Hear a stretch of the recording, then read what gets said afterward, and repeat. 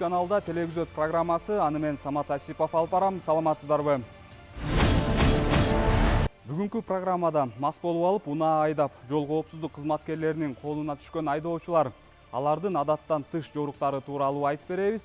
Андан сырткары Борбор калаанын көчөлөрүндө жол эрежесин бузуп, туура эмес жерлерге токтотуп, айып короого түшүп жаткан унаалар, аларды тартипке келтирүү боюнча жол коопсуздук кызматынын алып барып жаткан иш-аракеттерин баяндайбыз. Белгилүү болгондой, жол кыймылынын коопсуздугун көзөмөлдөө башкы башкармалыгы Борбор калаанын көчөлөрүн 24 саат бою күзөтөт. Айрыкча түнкү маалда көзөмөлдү күчөтпөсө, мас айдоочулар коомго өтө чоң коркунуч жарата турган күчкө айланып бара жатат.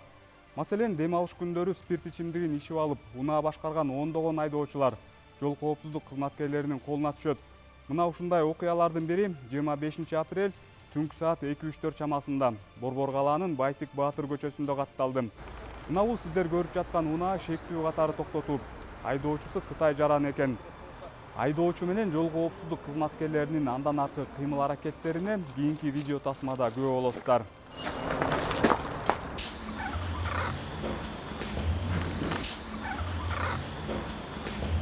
Tidak kurang dah nasi. Beda yang jangan mau.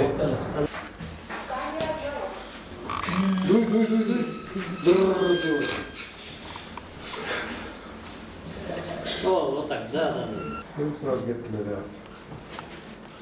Алтын Орда көчөсүнөн шиномонтажный жана стар шин деген жанынан айдап келип парковкага токтотуп аткан жеринен Батарея ас.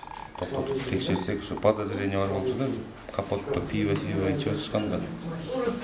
Бехап келип текшерсек, ким ичкени аныкталып калды, наркологияда.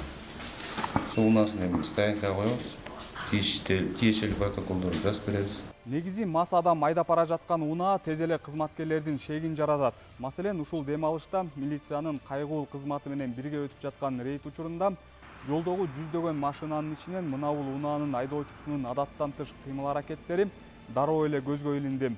Унаа Бишкектин пригородный конушунан токтотулду. 2 сааттан бери турабыз бейиндешип. Айдабайт жа машинанын ключун бербейт. Хорошо, так карабайны коюңуз, машинанын ключун бербейсиз.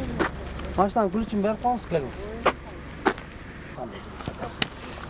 Камерага түшкүңүз келбесе, хорошо, бирге машина отуруп.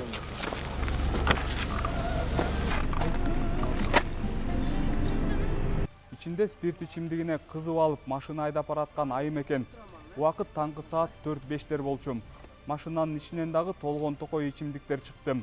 Айдоочу дароо республикалык наркология борборуна жеткирилип, ал жерде анын мас абалында экени расмий тастыкталды. Таких людей было очень мало, таких как вы. Просто надаем нашу дорогу, сиздер не ошибаетесь. Вы не идеальный человек. Не идеальный, вы не беленький и такой пушистенький. Хорошо. Сиздер каранды, аябай эле солугуп эле отурам. Ой, отурбайсыз баягы. Соттун чечимин чыккандан кийин Жазыктык эмесине жазбайсызбы? Немен тартып байке эми? Окуя боюнча тиешелүү протоколдор толтурулуп, айдоочунун унаасы айып короого киргизилди.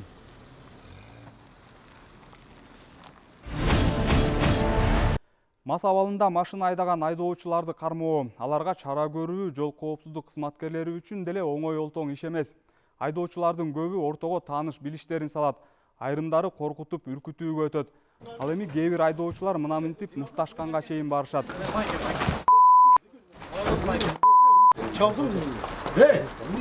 Давай, машинадан подача бол. Мен чабып салдым, ты успокойся, нормально слушай. Не слушай. Я стою нормально. Мен талашып отырсам. Я хочу. Я хочу. Да, мы здесь. Там. Какое нарушение? Можете предъявить? Предъявите, пожалуйста. Не, предъявляйте, пожалуйста. Что за нарушение вообще было? Неправильно Она стояла у заправки. Заправка, да? Стоянка, да, стояла. Они приехали, просто забрали. Я даже не сидела внутри, никого не было, просто забрали. Нарушение какое? Нет, какое нарушение было, скажите мне? Я не знаю. Мына ушул өңдүү окуя өткөн дем алыштагы рейд учурунда көп катталды. Бишкек шаарынын Кийизбаев көчөсүндө токтотулган мына бул унаанын ээси Буга чейин да спирт ичимдигин ичип рульга отурганы үчүн кармалып, айдоочулук укугунан ажыратылган экен. Бирок ага карабай дагы деле машина айдап жүргөн. Анысы аз келгенсип мас абалында. Ал жолдо бара жатып жээкте токтоп турган башка автоунааны сүзүп кеткен. Наркология борборунда айдоочунун мас абалында экени расмий тастыкталды. Бирок ал жол кырсыгы болгондон кийин ичип алганын айтып актанды. Год назад, почти ровно. 19 апреля его решили. Прям ты ровно год, сегодня 19. Ровно год. Ровно год. Я не пил, говорю же. И хотел права получить. Теперь еще на 3 года. Прикиньте. Прикиньте. А просто олайда жүрмүсүң баштайм. Да. Жыйынтыгында милиция кызматкерлери айдоочунун ичкендигин аныктоочу кагазды алып, жакынкы ички иштер бөлүмүнө алып кетишти. Эми мындан аркы ишке сот чекит коймокчу. Бишкек шаарында милиция кызматкерлерине кол салган топ балдар кармалды. 24 апрелде 102 ыкчам номуруна келип түшкөн маалымат боюнча аталган дареке укук коргоо органдарынын ыкчам тобу барып, ал жерде 5 бала милиция кызматкерине бычак такап кол салууга аракеттенгени белгилүү болгон. Тартип коргоо кызматкерлери барганга чейин алар жабырлануучуну уртокнокко алууга да жетишкен. Кармалган жарандар республикалык наркология борборуна жеткирилип, текшерүүдөн өткөрүлдү. Текшерүүдөн кийин шектүүлөрдүн бардыгына атайын протоколдор толтурулуп, 1 май райондук ички иштер бөлүмүнүн нөөмөттөгү тергөөчүсүнө өткөрүлүп берилген. Көчө качып кетти. Качкан эмеспиз. Жумушта эле иштеп атат. ПСТБ Жок. Така эмес, өлкөдө. Жок, жок иштер саламыз. Не причем не логот мен ал инцидент болгон жакта болгон эмесмин. Кала? Келип келем. Ошол жакта машина менен жанынан өткөн үчүн ушундай нерсе болду. Жол кыймылынын коопсуздугун көзөмөлдөө башкы башкармалыгы Борбор калаанын көчөлөрүндө туура эмес жерлерге токтотулган унааларды тартипке келтирүү иштери менен да алек экенин билебиз. Шаарда бир нече жерлерде бул боюнча атайын белгилер да орнотулган. Анын негизинде жол эрежесин бузган унаалар атайын эвакуаторлорго жүктөлүп, дароо айып короого ташылат. Жол коопсуздук кызматкерлери рейдтик иш-чаралардын негизинде туура эмес токтотулган ондогон унааларды айып короого киргизишти. Азыркы учурда туура эмес токтотуп койгон автоунаалар менен эвакуатор менен жүктөп иш алып барып жатабыз. Бүгүнкү учурда, азыркы учурда 15 автоунаа штраф стоянкага кирилди. 102ден чакыруулар түшүп атат. Азыр ошол жакка кайра сапар алып жатабыз. Бирок кайсы жерден алып келип атасыздар? Основной дворлордун алдына заезддерге жаап койгон, пешеходдун үстүнө токтотуп койгон, элдин частный территориядан вороталарга токтотуп коет, машиналар чыгарып алганда. Ошол негизинде 102ге кайрылса, биздин дежурный частьтан анан бизге вызов түшөт, биз ошо менен иш алып барабыз. Синтетикалык баңги заттарды өзгөчө ири өлчөмдө сатуу менен алектенген топ кармалды. Бул тууралуу Ички иштер министрлигинен билдиришти.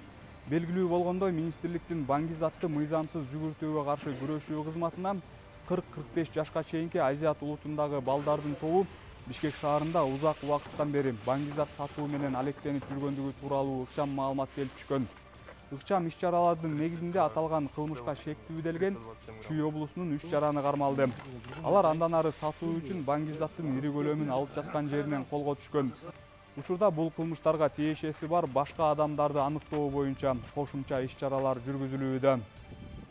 15 апрель 2025 жылы Сокулук районунда 3 жаран кармалып, кармалган жарандардан 327 грамм смола каннабиса, гашиш, баңги заты алынып, кармалган адамдар Бишкек шаарынын убактылуу кармоочу жайына камалып, бүгүнкү күндө тергөө иштери жүргүзүлүүдө. Ушун менен биз программабызды жыйынтыктайбыз. Студияда мен Самат Асипов иштедим. Ал эми программанын жүрүшүндө орун алган окуяларды тасмага түшүргөн кабарчыбыз Жээнбай Каракүчүков болду. Кайрадан эфир аркылуу көрүшкөнчө саламатта туруңуздар.